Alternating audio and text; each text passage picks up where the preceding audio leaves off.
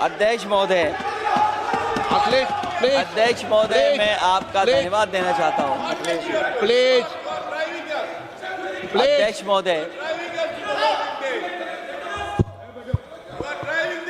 अध्यक्ष महोदय, अध्यक्ष महोदय, अध्यक्ष महोदय, मैं आपका धन्यवाद देना चाहता हूँ। आज मुझे एक बहुत महत्वपूर्ण समय पे मुझे बोलने का मौका मिल रहा है। अध्यक्ष महोदय, मैं अभी भारतीय जनता पार्टी के माननीय सदस्य को भी सुन रहा था, उनके वरिष्ठ सदस्यों को भी और माननीय मंत्री जी को मैंने सुना है, और इस महत्वपूर्ण विषय पर उन्होंने अपनी बात रखी है। समाजवादी पार्टी महिला आरक्षण के पक्ष में है और समाजवादी पार्टी का इतिहास रहा है कि हम लोगों ने हमेशा महिलाओं को आगे बढ़ाने के लिए काम किया है। हमारे नेता जिनकी विचारधारा पे हम लोग आगे बढ़ रहे हैं, डॉक्टर राम मनोहर लोहिया, उन्होंने हमेशा जेंडर जस्टिस और सोशल जस्टिस की बात की है। हम समाजवादी लोग जेंडर जस्टिस और सोशल जस्टिस के पक्ष में हैं और महिलाओं का आरक्षण 33% हो उसके भी पक्ष में हम लोग बोल रहे हैं। और ये लड़ाई हमारी निरंतर चल रही है और कहीं न कहीं आरक्षण हमारी पीढ़ी के आह्वान को और मजबूत कर रहा है। लेकिन जिस तरह की बातें हमें सुनने को मिल रही हैं, अब भारतीय जनता पार्टी नारी को नारा बनाने की कोशिश कर रही है। भारतीय जनता पार्टी इस आरक्षण को लेकर के भाजपा अपना नारी का नारा बनाना चाहती है और बदलने की कोशिश कर रही है। जिन्होंने नारी को अपने संगठन में नहीं रखा, उनके मान सम्मान के लिए कैसे रखेंगे? और अगर ये बात गलत है, अध्यक्ष महोदय, जिस पेरेंटल संगठन से आप निकले हैं उसमें मान सम्मान के लिए संगठन में कितनी नारी हैं ये बता दें आप। और इनका, क्योंकि पिछले कई वर्षों से अध्यक्ष जी ये सरकार में है और मैं सुन रहा था माननीय मंत्री जी को मैं सुन रहा था, उन्होंने बहुत सारे योजनाएं, बहुत सारे कार्यक्रमों की जानकारी दी। लेकिन अगर हम दुनिया के आंकड़े देखें, जेंडर इक्वलिटी में हम कहां खड़े हैं? हम 146 में 127वीं जगह पर खड़े हैं। और अगर हम इनके खुद के सरकारों को देखें अगर, तो अध्यक्ष महोदय, इनके 21 जगह सरकारें हैं। 21 जगह यूनियन टेरिटरी और स्टेट मिलाकर के और सहयोगी दलों के साथ मिलकर के 21 सरकारें इनकी हैं।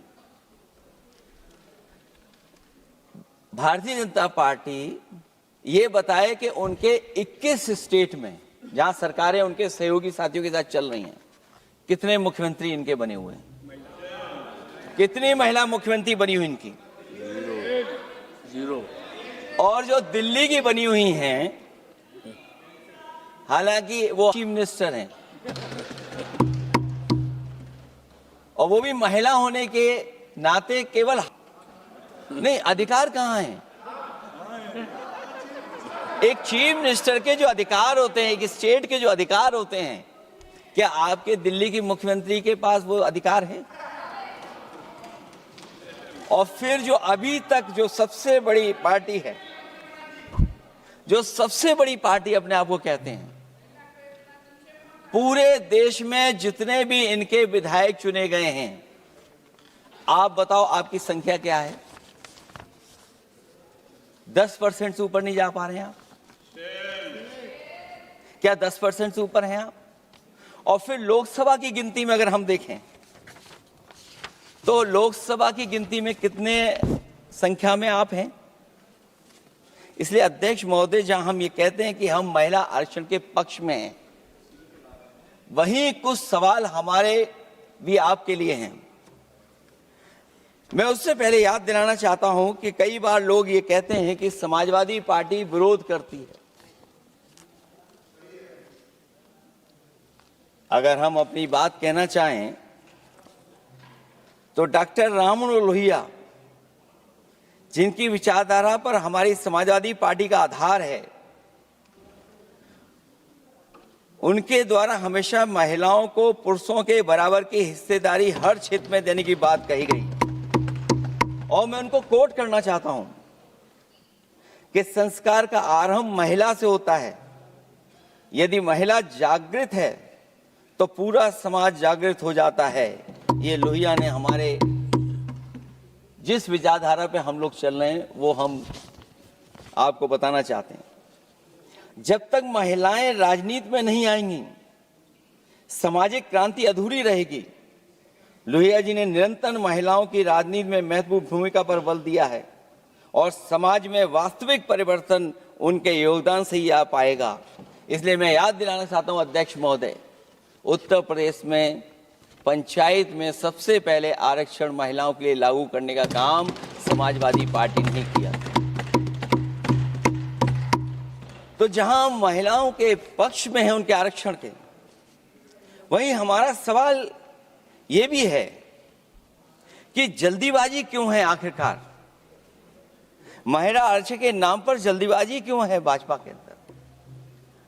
सच तो यह है कि भाजपा जनगणना को टालना चाहती है, और जनगणना को टालने का मतलब है कि जाति जनगणना को टालना चाहते हैं। और जाति जनगणना इसलिए टालना चाहते हैं क्योंकि वो आरक्षण का सवाल उठेगा। जो भाजपा, उनके संगी साथी कभी भी देना नहीं चाहते हैं आरक्षण। भाजपा को यह भी अच्छी तरह याद है कि पीडीए में ए का मतलब आधी आबादी है, मतलब महिलाएं भी पूरी की पूरी उसमें गिनती में आती। एक बड़ा चुनावी सच ये भी है कि भाजपा की चुनावी पूरी तरह से भंडाफोड़ हो गई है। जो एसआईआर आप लेकर के आए थे अध्यक्ष महोदय, उत्तर प्रदेश में हम लोगों ने बड़े करीब से देखा एसआईआर। वो कहने को तो एसआईआर था, लेकिन सच्चाई में वो एनआरसी का रूप था। और एसआईआर के मामले में जिस तरीके से वोट काटने का काम शुरू हुआ, मैं बधाई देना चाहता हूं अपने पीडीए प्रहारी और संगठन के लोगों को जिन्होंने वोट बचा लिया। जब पहली गिनती में हम लोग बचाने में कामयाब हो गए तो अध्यक्ष महोदय, भारतीय जनता पार्टी फॉर्म 7 को लेकर के आई और फॉर्म 7 उन्होंने ऐसे बांटना शुरू किया, उस घपले को भी हम लोगों ने पकड़ लिया। और जब उस घपले को पकड़ा तो पता लगा फॉर्म 7 बंद हो गया उत्तर प्रदेश में। फॉर्म 7 से कोई वोट काटा नहीं गया। अध्यक्ष महोदय, जो फॉर्म 7 काटने के लिए जिससे दस्तखत कराए थे भारतीय जनता पार्टी ने, उस व्यक्ति को दस्तखत करना भी नहीं आता है। अध्यक्ष महोदय, जो एसआईआर के बहाने फॉर्म 7 लेकर के आए थे, जो फॉर्म 7 दस्तखत करा करके वोट काटे जा रहे थे उत्तर प्रदेश में, जब पकड़ा गया, हम लोगों को जानकारी मिली, हम लोगों ने उसको प्रेस के सामने लेकर के आए और चुनाव आयोग को शिकायत की। फॉर्म 7 से वोट कटना रुक गया, लेकिन अभी भी उस पर कोई कार्रवाई नहीं की जिसने उसके नकली दस्तखत कराए थे। अध्यक्ष महोदय, इससे तो लगता है कि पूरा का पूरी व्यवस्था जुड़ी हुई है भारतीय जनता पार्टी से।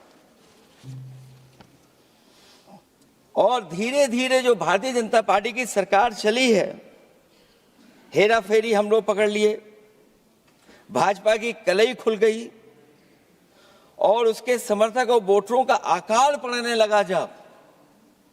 तब भाजपा निराशा के इस दौर में उभरने के लिए बिल लेकर के आ रही है।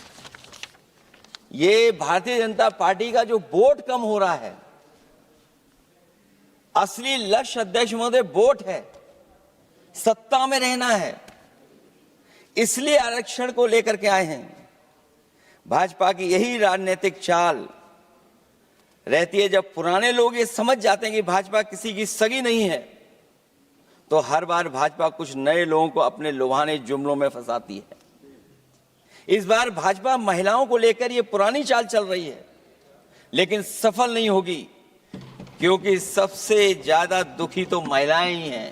सही बात है। जो महंगाई बढ़ी है, उससे उनकी रसोई सूनी हो गई है।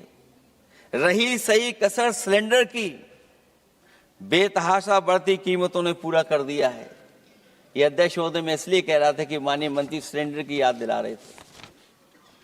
उन्होंने इज्जत घर को भी याद दिलाया, जिसको कभी प्रधानमंत्री जी ने कहा कि ये इज्जत घर होंगे। गांव गोद लिए गए, जाकर के सरकार देखे उन गांव को अनाथ अगर किसी ने छोड़ा है तो भारतीय जनता पार्टी ने छोड़ा है। हर महिला अपने बच्चों को पढ़ाना चाहती है, लेकिन भाजपा की शिक्षा विरोधी सोच तो सरकारी स्कूल तक बंद करवा दे रही है। महिलाओं का दर्द क्या होता है, ये मेरठ के दुकानदारों के परिवार की महिलाओं की आंखों में आए आंसू भी बयां कर रहे हैं, और नोएडा की मजदूर और मेड के गले बयान भी कर रहे हैं। क्योंकि जब हम बहस महिला आरक्षण पे कर रहे हैं, तो हमें याद रखना चाहिए कि हमारे बिल्कुल बगल में 40,000 से ज्यादा लोग सड़कों पे मजदूर, महिलाएं सड़कों पर हैं, जहां से प्रभु श्री राम जो कभी हम लोगों ने स्क्रीन पे देखा था, वो चुन करके आए थे।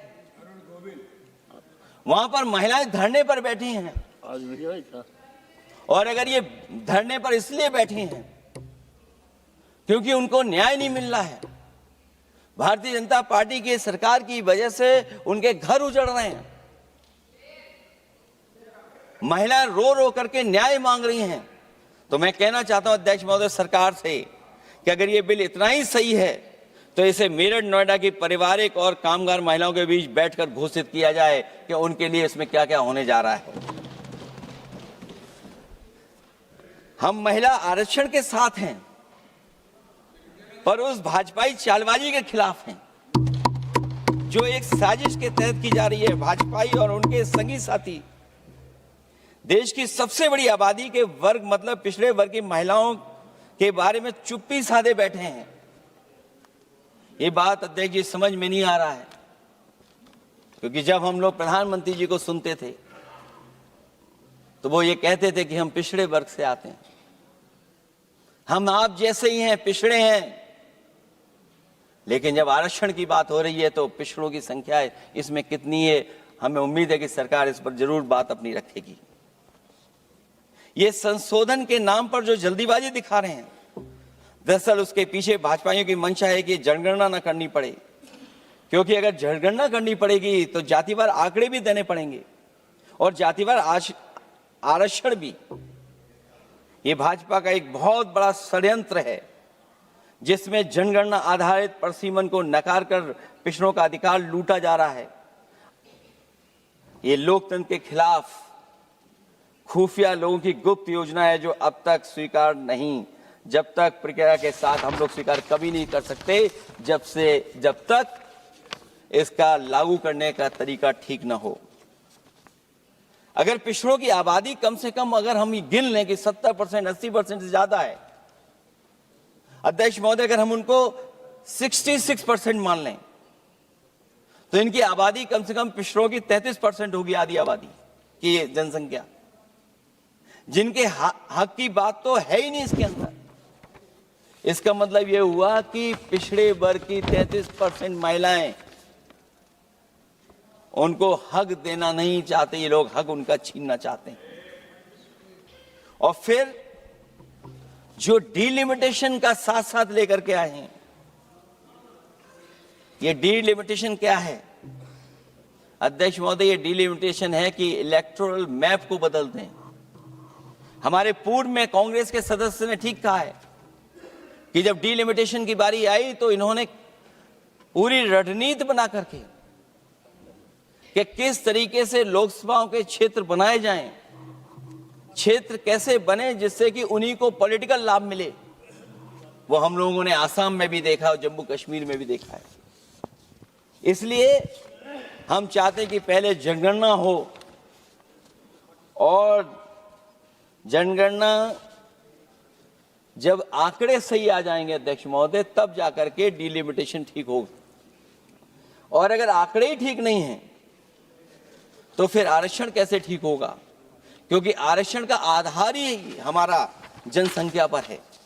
कहीं ऐसा तो नहीं कि आधी आबादी में ये मुस्लिम को भी ना गिनते हो, मुस्लिम महिलाओं को। इसलिए हमारी मांग होगी कि आधी आबादी में पिछड़े और मुस्लिम महिलाओं को भी जोड़ करके इस आरक्षण को पूरा किया जाए। एक जो हमें आशंका है कि जब आरक्षण होगा और डिलिमिटेशन होगा और जब संख्या बढ़ेगी तो उत्तर प्रदेश की संख्या विधानसभा की 500 से ऊपर होने जा रही है।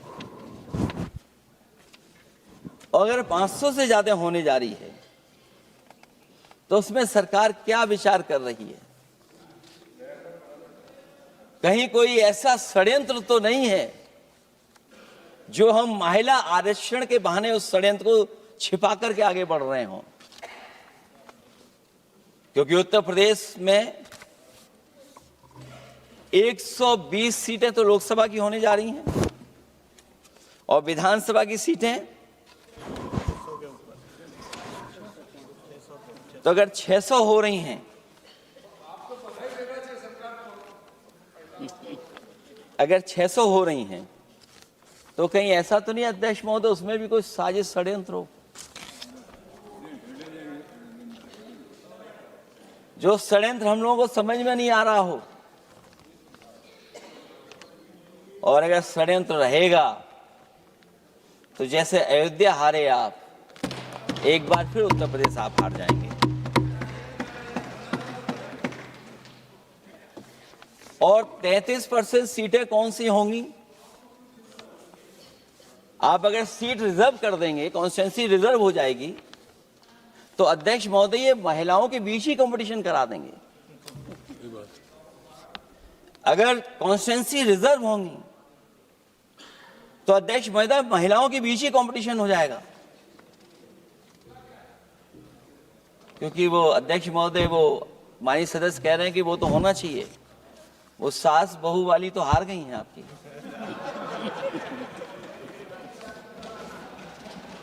तो अगर पार्टी को ये मौका मिलेगा तो न केवल कंपटीशन से हम बच सकते हैं बल्कि संख्या महिलाओं की लड़ने की ज्यादा होगी। ये महिलाओं को ज्यादा नहीं लड़ने देना चाहते हैं चुनाव, इसलिए कॉन्स्टिट्यूंसीज को रिजर्व कर रहे हैं।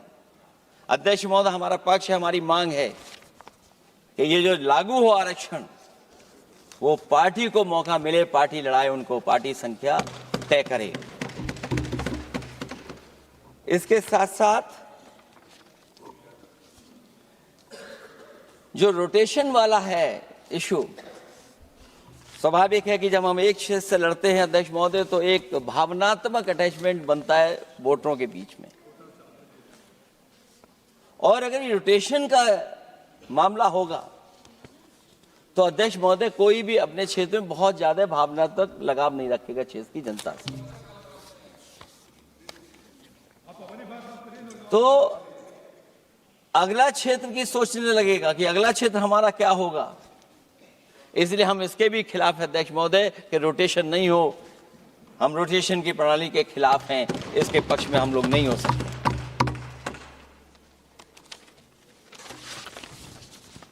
इसलिए अध्यक्ष महोदय हमारी मांग होगी कि पहले सेंसस कराए, जनगणना कराई जाए। और अगर जनगणना नहीं कर रहे हैं तो इसका मतलब धोखा दे रहे हैं। क्योंकि पुराने बिल में जो हम लोगों ने बात देखी और रखी थी उस समय वो यही था कि जनगणना करा करके महिला आरक्षण बिल आएगा। लेकिन ये लोग 2011 का लेकर के आ रहे हैं, इसका मतलब इनकी पूरी तैयारी है कि कौन सा लोकसभा क्षेत्र कैसा होगा। इनके गुप्त लोगों ने वो कहीं ना कहीं नक्शा बना करके रखा होगा, जिसको आरक्षण पास होते ही, बिल पास होते ही ये लागू करने की कोशिश करेंगे। और जो और सुधार होने चाहिए महिलाओं के, जो सुधार होने चाहिए उन सुधारों पे इसमें बिल में कोई विशेष योजना या विशेष बात नहीं हो रही है। बिना उनके लिए लाभ पहुंचाए, सस्तीकरण किए, शायद हम पूरा उनको हक नहीं दे पाएंगे। मैं अध्यक्ष महोदय आपसे यही निवेदन और अपील करूंगा कि पिछड़ों को, माइनॉरिटी को, खासकर मुस्लिम महिलाओं को आरक्षण दिया जाए। जो सेंसस से ये दूर भाग रहे हैं वो इसीलिए भाग रहे हैं क्योंकि जाति जनगणना की मांग उठेगी, और अगर जाति जनगणना की बात उठेगी तो आरक्षण की बात और उठेगी। हमें उम्मीद है कि हम लोगों की बात मान करके सरकार उस पर विचार जरूर करेगी।